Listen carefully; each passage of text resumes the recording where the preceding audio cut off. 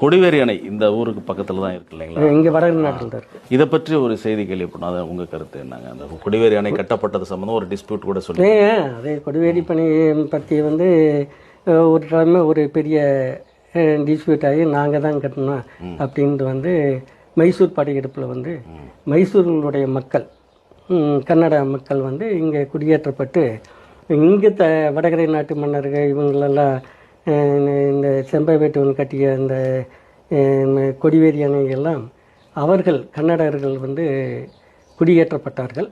அவர்கள் இதையெல்லாம் இந்த பாசனத்தை எல்லாம் அனுபவித்து கடைசியில் நாங்கள் தான் நஞ்சராயன் நாங்கள் தான் மைசூர் மன்னர்கள் கட்டினான் என்ற ஒரு பெரிய ஒரு டிஸ்பியூட் ஆனது. அதில் வந்து புலவர் ராசு என்ற தொல்லியல் அறிஞர் என்னுடைய நண்பர் நாங்கள் இருவருமே நிறைய கல்வெட்டுகள் நாங்கள் தமிழ்நாட்டில் நாங்கள் எல்லாம் ஆய்வு செஞ்சுருக்கிறோம். அவர் வந்து நாங்களுக்கெல்லாம் இது மாதிரி எல்லாம் நம்ம தமிழர்கள் கட்டுனது இல்லைன்னு ஒரு கன்னடர்கள் வந்து இது மாதிரி உரிமை கொண்டாடிக்கிட்டு இருக்கிறாங்க. அதை தினத்தந்தியிலேயே போட்டு வாரம் போட்டு ரொம்ப இது பண்ணிக்கிட்டு இருக்கிறாங்க.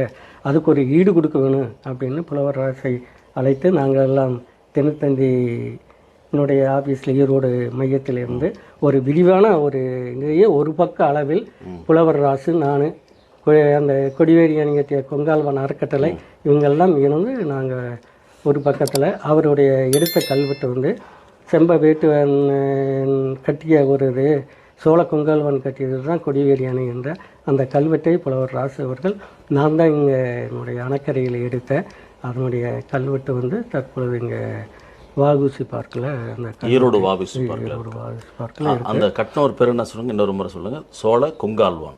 சோழ கொங்கால்வான். எந்த ஜெயங்கொண்ட சோழ கொங்கால்வான். ஜெயங்கொண்ட கொங்குச்சோழன் வந்து அவங்களுக்கு வந்து அவன் செம்பியன் வழி வந்ததால் செம்பை விட்டான். செம்பியனான் என்றாலே சோழன் அவனுடைய வழி வந்ததுனால் செம்பை விட்டார். குடமலையை ஆண்டிட்டு இருந்தவங்க அவங்க கொண்டு வந்து கொங்குச்சோழர் ஆட்சி காலத்தில் இங்கே கொடிவேரியில் கொண்டு வந்து குடியமைத்து அப்போ அந்த கொடிவேரிக்கு பேர் குளவாட்டூர் என்றால் அந்த ஆறு வந்து குளம்போல் காட்சி அளித்தது.